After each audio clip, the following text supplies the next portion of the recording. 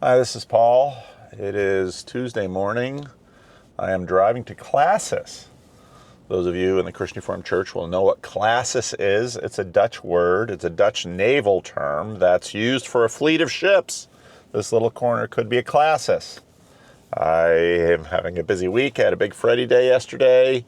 I've got Classis today. It's going to be a long day. We've got 3 ministerial examinations, really 4, 3 ministers of the word, 1 commissioned pastor. We've got a license to exhort examination. I've got a report on smaller churches. We got lots of work to do at Classis. It's going to be a long meeting. So probably no time to make a video, so why not make a video now while I'm driving? Now, when I do this kind of thing, I always think of Peter Zion, but there'll be no getting dressed in a hotel room and tucking your shirt in your pants, that kind of thing. There'll be none of that in this video. I don't know if this is going to be a member video or a regular video out on the open channel. I've been doing some of the Northwestuary videos with little intros. Those have been fun. I'm going to keep doing that. Still don't even quite know how my schedule is going to go for the rest of the week, but here it is. The conference in Connecticut is full, so sorry. It's a very small conference, only 15 people, so retreat, conference, what have you. My sister's getting ready. I talked to her yesterday. She said, our water pump died, so she's getting that fixed, so we'll have water. Anyway, I was going to secure the dog dish in the back. It's going to clang around from here to Ripon, California. Anyhow, I just finished listening to, I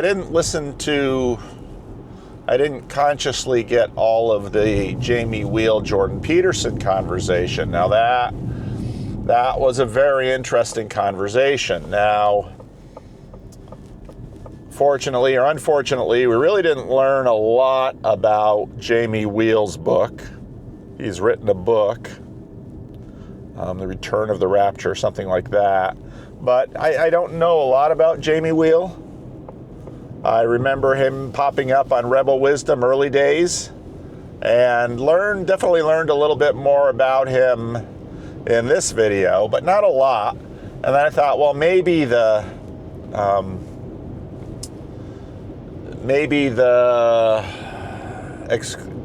Daily Wire exclusive will learn more about him. Nope. What we got with that video, including the exclusive, mostly except at the end, we did get some more Jamie Wheal, basically sort of on the Elaine Pagel's Gnostic, I'd say sort of Unitarian Universalist. I don't know that he's a UU, but it's sort of that vein. I really want to talk to Sam about that conversation, because Sam's take on it would be very interesting. He goes into, anyway, if you've got Daily Wire, you can watch it. I wouldn't recommend getting Daily Wire just to watch that, although, again, it's often the case that with Jordan, some of the best material is in the, let's set Blue Cruise here. That'll help keep me on the straight and narrow. Although I-5 at this point is not terribly narrow. Anyway, what this video did really well, the Jordan Peterson Jamie Wheal video, maybe I'll have to do a commentary on parts of it, was it really got Jordan talking about his book and a whole bunch of other things. Jordan at the beginning of the exclusive talks about the fact, and Jordan just really has a gift of articulating this stuff. He has really worked hard on this stuff, and he has gotten the language down. And even though, what does he call it? The counter-enlightenment. There's so many ironies in Jordan in that. In some ways, it's counter-enlightenment. In some ways, he's seeing very clearly the limits of propositional tyranny. Yet what he's doing is he's taking all of these religious dynamics, putting them into psychological terms, hence putting them all into universalistic propositional terms, which is exactly why he is feeding renewed interest in religion in a secular realm. And I think this is a great service. I think this is wonderful what he's doing, but it's important to remember exactly what he's doing. And I think a lot of the people who watch Jordan hear how he's almost always going very quickly to the Bible. We saw that even I saw it caught little snippets of his DC talks. He keeps going back to the Bible. He keeps talking about the Bible. And people think, well, yeah, he is going back to the Bible, and this is moving people towards Christianity, but he's really making the case. It's such a combination. Yeah, I've got Blue Cruise on, so I don't have to touch the wheel. As long as I keep my eyes forward, the Blue Cruise will keep me on the highway, and traffic's fairly light. It's a straight shot from Sacramento to Stockton, then I cross over Stockton, I'm on 99, and it's a straight shot down to Ripon, and then I'll be in meetings all day. But what Jordan is doing is so interesting in terms of, well, just interesting, period, but it's also interesting in terms of what it's doing in the environment. How both Protestant conservatives are excited because he's propositionalizing and hence universalizing connections between psychology and traditional religion. Orthodox and Catholics are excited because he is respecting the symbolic and the liturgical, and so they're excited. And along the way, elements of all of those parties are also distrustful because, well, there's a real smell of sewer here. The sewage treatment plant is near here. My son worked there for a little while as an engineer. Anyway, the wind must just be right to have the waft of Sacramento sewage treatment right over the 5. That's what in California, what they call an interstate. The 5, the 205, et cetera, the 80. It's really more of a Southern California thing. So his conversation with Jamie Wheal. Now, Jamie Wheal there's one point that I'd really love to say more about, where Jordan is talking about the 10 Commandments, and Jamie Wheal really wants to pivot him away from the 10 Commandments and move him towards the Sermon on the Mount. And I'm thinking, I never got my sticker for my EV so I can ride alone in the HOV lane. Now I'm feeling a little sad I never did that, although I don't commute that often.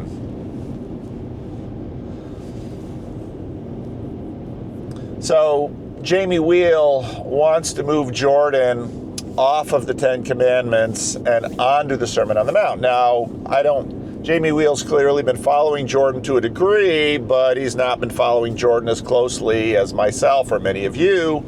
And so he's unaware of the gospel seminar. Here's a difference between the 10 Commandments and the Sermon on the Mount. We got some stoppage here. We'll see how Blue Cruise does. Blue Cruise can get a little scary. It sort of waits to brake until the last minute, which is really annoying if you're driving an EV. And I was driving in my EV with my son. All these rabbit trails. I don't know if this would be a membership video or a full video, but I love the fact that with one pedal driving, I hardly ever have to use my brakes, because the Dutchman in me is like, these brake pads are going to last forever. So then it's really annoying when Blue Cruise just keeps me rolling, and then there's a car up here, and then it just hits the brake. It's like, car, you're wearing through my brake pads. Use the regenerative braking from the motors. Come on, that's the whole purpose of an EV. That's why it's efficient. That's why with my cheap electricity rates, because the Sacramento municipal utility district, I have 13 cents a kilowatt hour for electricity. That makes this EV a super economic, even though it was pricey, a super economic car to drive. And so hopefully over the long term, this car is going to save me a ton of money on gasoline. Anyway, the Sermon on the Mount. Greg Bloomberg, I think it's his commentary on the Gospel of Matthew, has this great list of like 8 or 10 or 12 categories. Shoot, did I refill my water? Yeah, it's probably a little warm. Categories of interpretation, ways of trying to interpret the Sermon on the Mount. The Sermon on the Mount is so fascinating in that it's in some ways this contained chapter 5, chapter 6, chapter 7. It's got the Lord's Prayer in it. It's got the Beatitudes in it. Jesus treats the Mosaic Law in it. You have heard it said, blah, blah, blah, blah, blah, but I tell you. And so Jamie Wheal wants to sort of tee off the Sermon on the Mount. And of course, at one point, you're going to have to say, well, please tell me exactly how you're approaching this sermon. Because the aporia, that I think the last time I preached on the Sermon on the Mount, I kicked it off with aporia, because the Beatitudes that Jesus starts that sermon with are aporic in that everyone is sort of primed to hear the Beatitudes of the Psalms, which of course all of Jesus' listeners would have known, or the Beatitudes that you can find in Proverbs. And the Beatitudes come out of wisdom literature. And wisdom literature is deeply tied to general revelation. And this is the way, this goes way back in my commentary on Jordan Peterson, the relationship between Jordan Peterson and wisdom literature, because Jordan, working the scientific angle,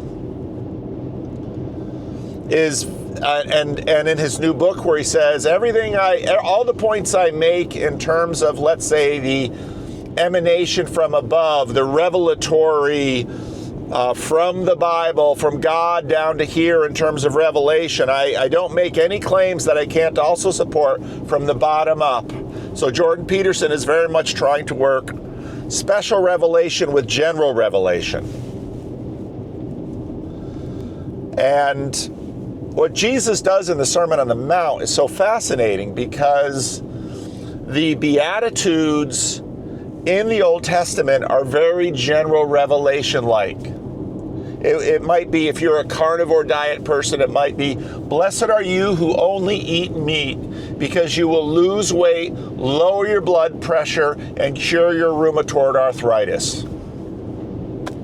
It's a natural reaction. Blessed are those who are faithful to their wives, because their wife will never throw their clothing out the window. Blessed are you who don't drink too much, because you won't discover the shame of being drunk in public and your liver won't harden. These are the nature of the Beatitudes in the Old Testament Psalms. And then Jesus comes out with these Beatitudes that they just make no sense on that score. Blessed are the poor in spirit, for theirs is the kingdom of heaven. Blessed are the meek. This is again where Jordan Peterson, in a sense, twists that beatitude. I still contend with that. I know so many of you love the sheathed sword and all of that, but if you understand the aporic nature of the Beatitudes, you see that what Jesus is doing is something that is designed to shock. It's designed to give cognitive dissonance. It's designed to express the upside-down kingdom of the kingdom of God, or as Matthew says, the kingdom of heaven. So blessed are, got to really move. Although I'll tell you, when I put my foot on the gas of this Mustang Mach-E, baby, she goes. She's fast. So the important nature of these Beatitudes, where Jesus takes this tradition and just sort of completely turns it upside down to express the radicality of the kingdom of God. Now, that then creates, again, in the next chapter, where Jesus is going to go through a number of the Ten Commandments and elements of the Mosaic Law. And then Jesus is also going to look at the three dominant forms of Jewish piety: prayer, fasting, alms to the poor.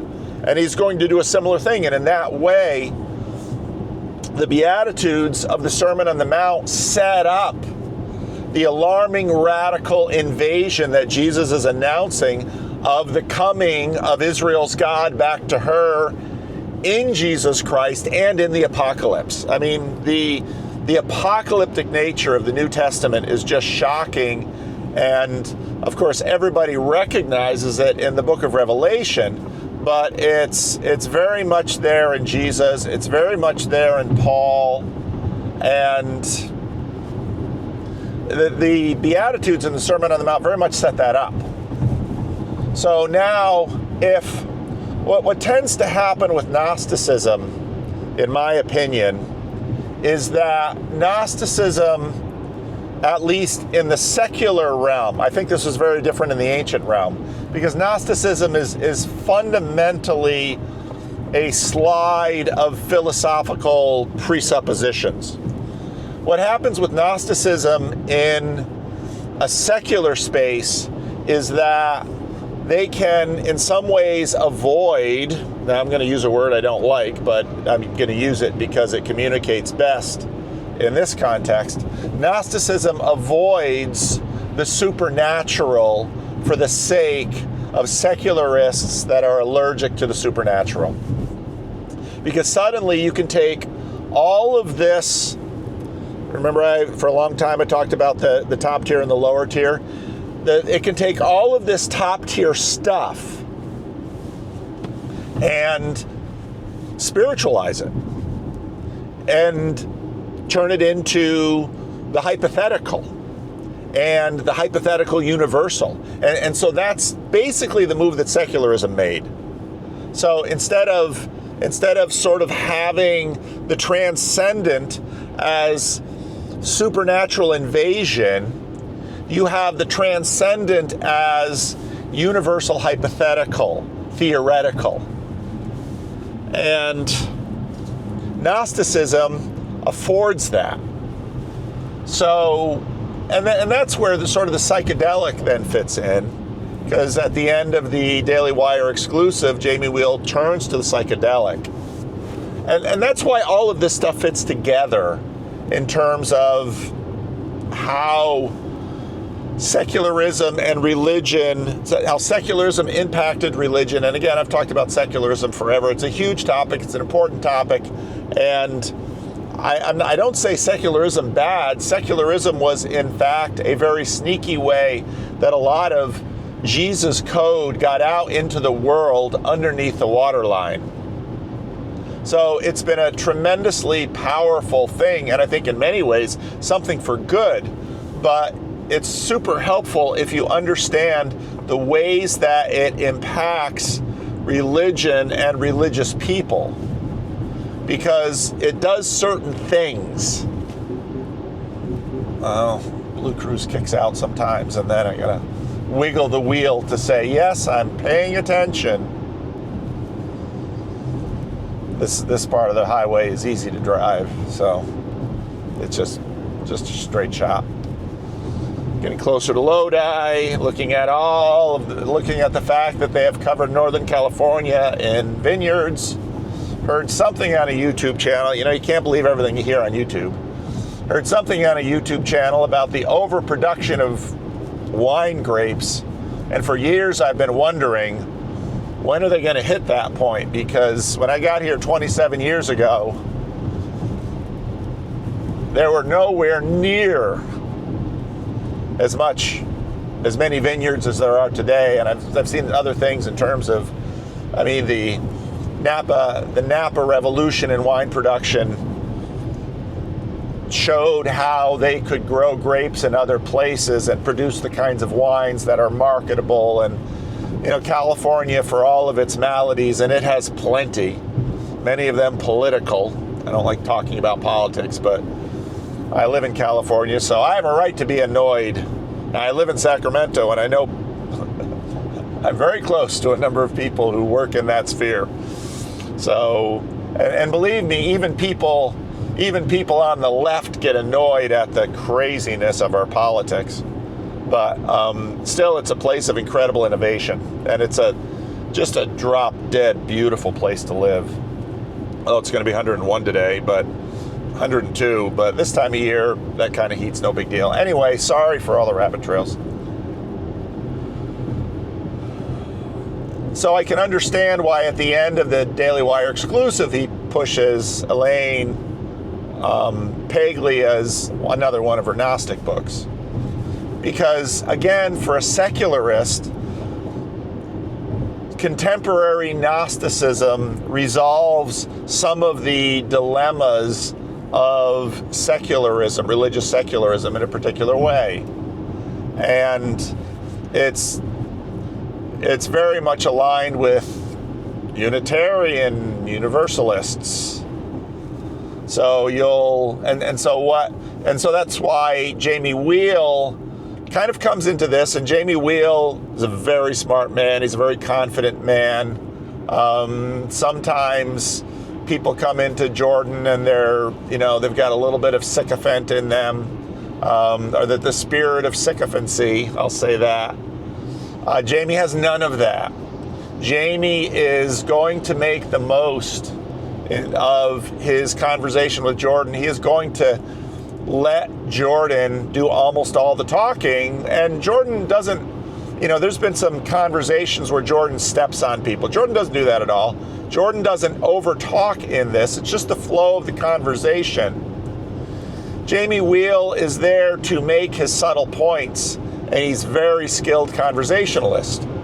And so he is there to colonize Jordan, because he is sort of on the opposite political divide as Jordan, but unlike a lot of the shallow, foolish people on the left who won't talk to Jordan or will just straw man or attack Jordan, Jamie Wheal is, I can deeply respect his colonizing skills there, because he is going to find the places of agreement with Jordan. He is not going to take things head on to appeal to his own base.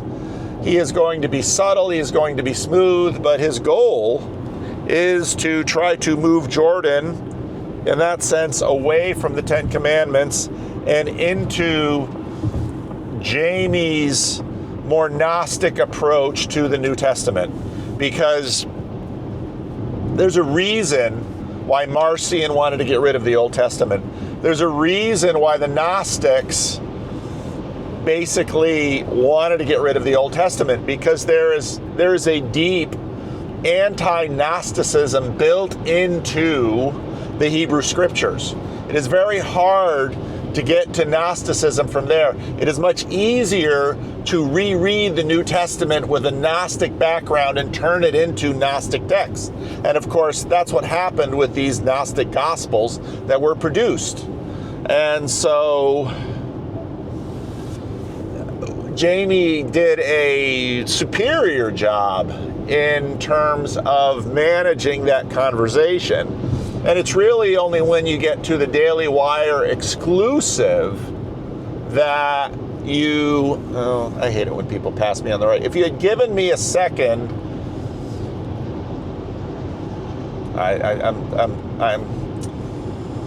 my sanctification is not complete.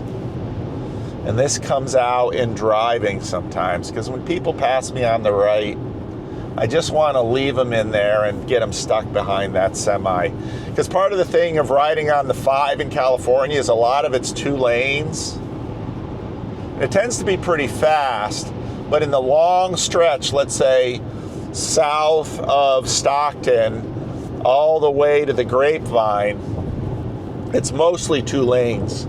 And so then the trucks have to stay in 1 lane. You can find my conversation with Neil from Canada who was a trucker, used to hate coming down. Dirt bomb, no, ain't doing it. Sorry. Thing is, with a car like this, that's with, it's just got instant acceleration. And so if someone wants to make a move, you just bang, all that torque is right there. You just leap ahead in this sucker, which is fun. Hasn't gotten me in trouble yet. It is fun to drive. So it's a super interesting conversation. And I don't know if I've heard Jamie brings out some of the best in Jordan in this, but I know a lot of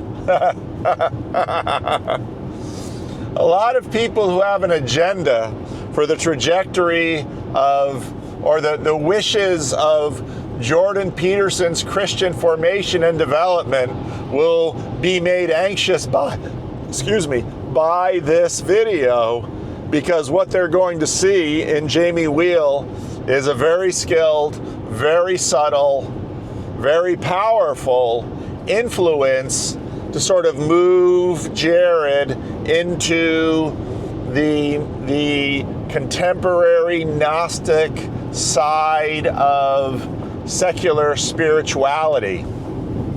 And there are many points of contact and agreement between Jordan and that side. I remember years ago, I don't remember who it was, but someone put out, maybe it was the Decoding the Gurus guys.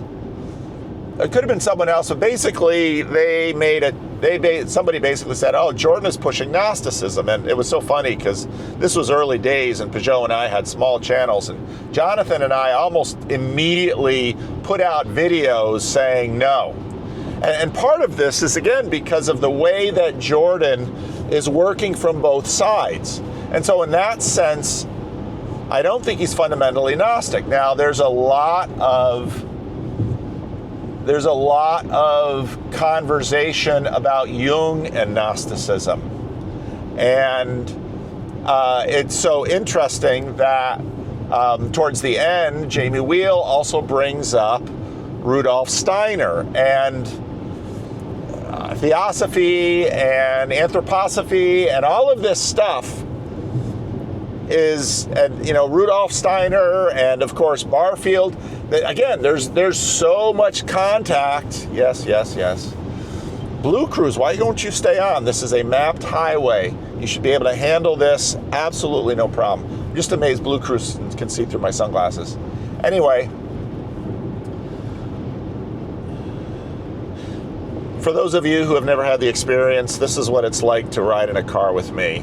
Usually, back in the day when I had more office bearers, I'd have a full car and we'd be talking church politics all the way down to Ripon in anticipation of classes. And the problem is that when I do this, I'm not necessarily the best. I miss turnoffs. No, don't slow down. That sign is ridiculous. But I don't have any turnoffs on this road, not for a while. So there's a lot of, Barfield is all over this. Grail Country is much more into this sort of perennialism, at least some of the people who come to Grail Country. So there's a very strong element of that in the corner as well, which I know very much annoys, irritates, triggers others in the corner who are, I should probably at some point do at least a quadrant map or something like this to talk about many of these dynamics, because it's so interesting when, let's say, someone like Tegrog and Anselman can be on the same page, because Anselman's Christianity is, sorry Anselman, it's just true, it's very traditional, but it's traditionally modern. Now, it's of the modern supernaturalist, which is, so Tegrog and Anselman have commonality in terms of sort of their approach to knowledge and their biases towards, except that Anselman has the supernatural aspect, and T-Grog eliminates it. And that's where these conversations and this time is so interesting, because even though, again, we tend to be able to manage dichotomies easily because of the monofocal nature of attention and consciousness, we like dualities, and then threes really grip us. After three, we sort of get lost into the many. So that's why three is such a special number. But there are just multiple overlapping dualities and tensions that create a lot of very interesting conversations in a very diverse space like the corner. And so some people in the corner are going to listen to Jamie Wheal and they're going to be like, yes, finally, because this is, in some ways, Jamie Wheal is like me in that I'll talk to someone of a very different political persuasion, and I'll talk to someone of a very different religious persuasion, and I will look for commonalities.